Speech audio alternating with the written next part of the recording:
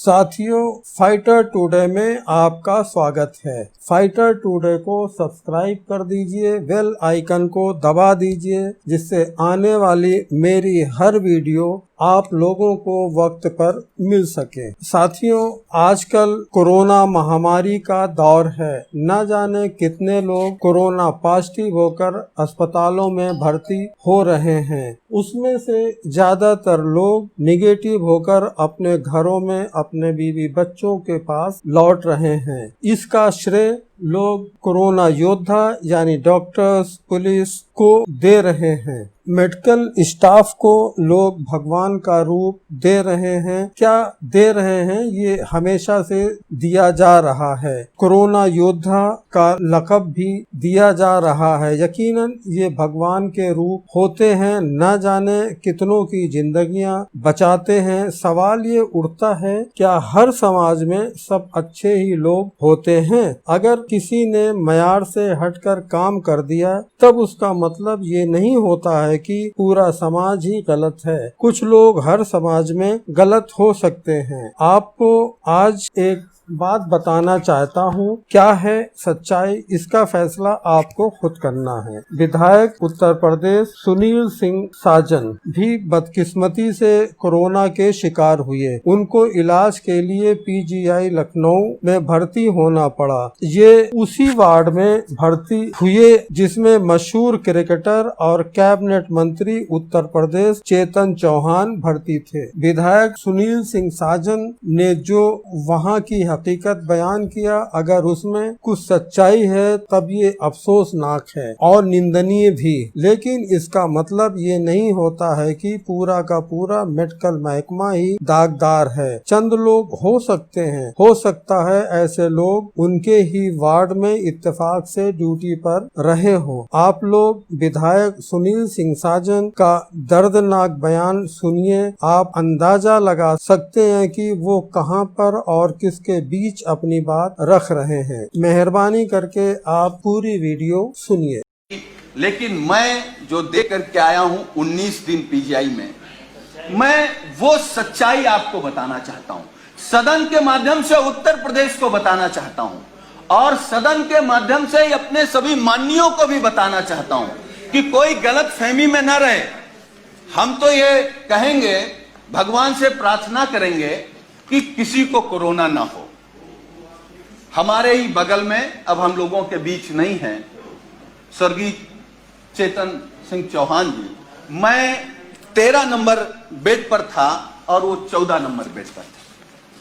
अगर नेता सदन सुनेंगे तो आप भी आश्चर्य रह जाएंगे। मैं 11 जुलाई को दोपहर में एडमिट हुआ और माननीय मंत्री जी 11 जुलाई की शाम को 5 बजे एडमिट हुए। और अब मैं जो कहने जा रहा हूं वो दुर्भाग्य है हमारा भी, माननीयों का भी, और जो लोग अस्पताल में भर्ती हो रहे हैं उनका भी। 8 लोगों का वार्ड, माननीय जी, 8 लोगों का वार्ड, जहां 8 कोरोना संक्रमित लोग होते हैं। डॉक्टरों की, नर्सों की और वहां की टीम आती है तो गेट से ही पूछते हैं कि चेतन कौन है। तो माननीय मंत्री जी क्योंकि बहुत सरल थे, उन्होंने हाथ खड़ा किया। टीम आती है, उन्होंने कहा चेतन आपको कब हुआ कोरोना? तो उन्होंने अपनी बात बताई। तो फिर एक दूसरा स्टाफ बोलता है चेतन क्या करते हो तुम? वो कुर्ता पैजामा में थे, मैं तो पैंट शर्ट में था। खैर, तो माननीय मंत्री जी ने कहा कि मैं कैबिनेट मंत्री हूं। तो एक स्टाफ ने कहा कि कहां के? तो उन्होंने कहा उत्तर प्रदेश सरकार। तो मैं सोच रहा था कि ये लोग कैसे इस बदतमीजी से बात कर सकते हैं। लेकिन मुझे यह भरोसा हुआ कि जब माननीय मंत्री जी ने कह दिया कि मैं उत्तर प्रदेश सरकार का कैबिनेट मंत्री हूं, तब शायद वो चेतन जी कहेंगे या थोड़ा आदर करेंगे।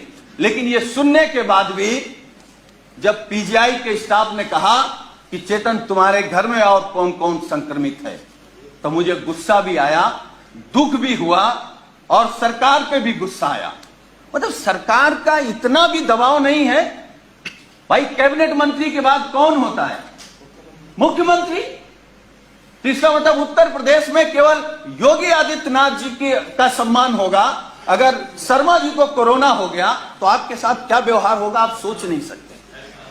हम नहीं चाहते, हम तो भगवान से प्रार्थना करेंगे कि आपको नहीं, किसी को ना हो। लेकिन उसके बाद मान्यवर, मुझे जब गुस्सा आया, मैं अपना गुस्सा नहीं रोक पाया, तो मैंने डॉक्टर से कहा कि आप जानते हैं कौन है? चलिए, आप नहीं प्रभाव में आ रहे हैं कि ये योगी सरकार के कैबिनेट मंत्री हैं, ये वो हैं जो देश के लिए क्रिकेट खेलते थे। तो उस डॉक्टर ने कहा अच्छा ये वो चेतन है, और ये कहते हुए डॉक्टर और स्टाफ पूरा चला गया। वो 2 दिन तक हमारे बगल में रहे। वो मैं ये कह सकता हूं कि जिस घुटन में थे वो माननीय शर्मा जी नहीं महसूस कर सकते।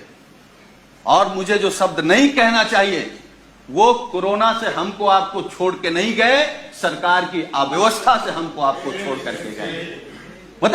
इतना गंभीर मामला। और मान्यवर, मैं दूसरी बात बता रहा हूं, मैं 19 नहीं, मैं समाप्त कर दूंगा। अब हमारा केवल दर्द सुन लीजिए। जी। मैं 19 दिन तक एडमिट था। 11वें दिन हमारी फिर टेस्ट हुआ, मैं फिर पॉजिटिव आ गया। फिर 4 दिन बाद टेस्ट हुआ, फिर पॉजिटिव आ गया। हमारे माननीय राष्ट्रीय अध्यक्ष, हमारे नेता माननीय अखिलेश यादव जी ने फोन से हमसे कहा कि सरकार का शासनादेश हो गया है कि तुम घर पर रह करके ठीक हो सकते हो, इस सरकार की व्यवस्था पर भरोसा मत करो, और जांच करा करके आप लिख करके देख आओ कि हमको इलाज नहीं कराना, हम होम क्वारंटीन रहना चाहते हैं। अब मैं वो बात बताने जा रहा हूं मान्यवर आपको।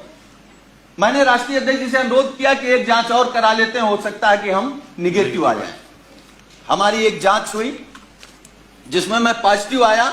नर्स ने कहा कि आप पॉजिटिव हैं। डॉक्टर की टीम आई, उन्होंने कहा कि आप पॉजिटिव हैं या नहीं हैं, हमको दूसरा टेस्ट करना पड़ेगा। हमारा सुबह दूसरा टेस्ट हुआ। जब दूसरा टेस्ट हुआ, जब शाम को मैंने कहा कि हमारी रिपोर्ट क्या आई, तो उन्होंने कहा कि आपका रेपर बदल गया था, इसलिए शाम को तीसरा टेस्ट होगा। जब तीसरा टेस्ट हुआ तो सुबह हमने पूछा कि हमारी रिपोर्ट क्या है, तो डॉक्टरों ने कहा कि आपका सैंपल बदल गया है, इसलिए आपका चौथा टेस्ट होगा। हमारा चौथा टेस्ट हुआ। चौथे टेस्ट में मानवर जानते क्या हुआ? जब हमने रिपोर्ट पूछा तो उन्होंने कहा कि आपका फार्म तो वहां चला गया था लेकिन सैंपल नहीं गया है। तो हमने कहा 5वां कर लो। हमारा 5वां टेस्ट हुआ। 5वां टेस्ट हुआ और मैंने लिखित में दिया कि हमको पीजीआई में इलाज नहीं कराना है, हम घर में रह करके जो सरकार के निर्देश हैं उनको पालन करते हुए हम स्वस्थ हो जाएंगे। मैं पहला पेशेंट हूं सरकार के निर्देश के बाद जो ये लिख करके आया कि मुझे नहीं इलाज कराना। मैं ये नहीं कह रहा हूं कि हम सभी डॉक्टरों पर सवाल खड़ा कर रहे हैं। डॉक्टर भगवान की तरह दिखता, हमको भी 19 दिन भगवान की तरह दिखा और हम भगवान की तरह मानते हैं, लेकिन ये अव्यवस्था आखिर कैसे?